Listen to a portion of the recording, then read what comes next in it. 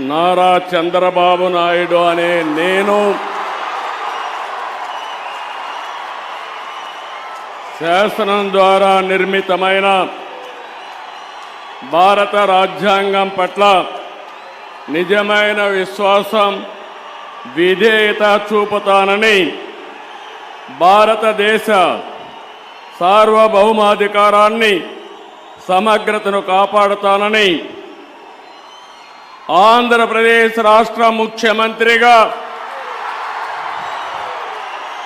నా కర్తవ్యాలను